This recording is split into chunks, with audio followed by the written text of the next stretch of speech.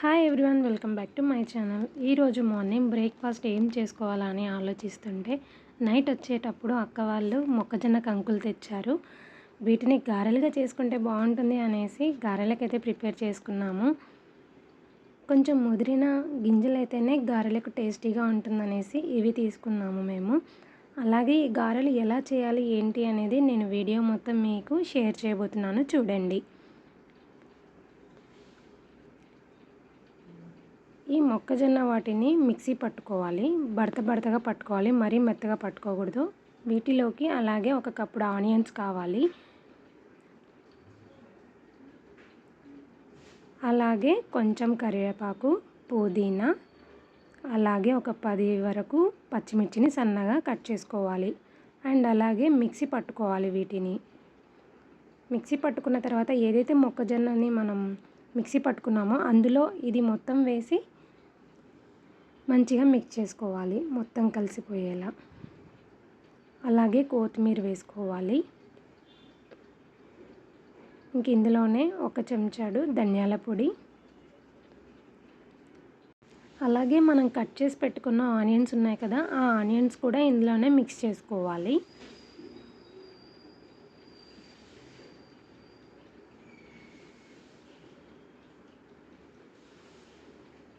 ఈ ఆనియన్స్ అనేవి ఫ్రై అయినప్పుడు తింటుంటే చాలా టేస్టీగా అనిపిస్తుంది ఆ గారెలలో.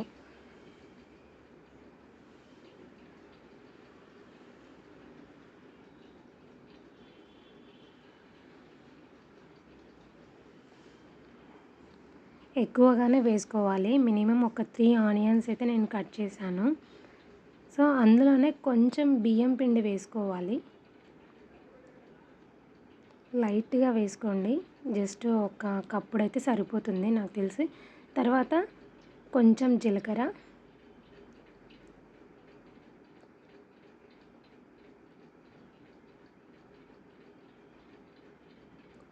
కొంచెం వాము. ఈ వాము అనేది పంటికి తగులుతుంటే మంచిగా టేస్ట్ అనిపిస్తుంది, అలాగే జీర్ణంకి కూడా చాలా మంచిగా పనిచేస్తుంది.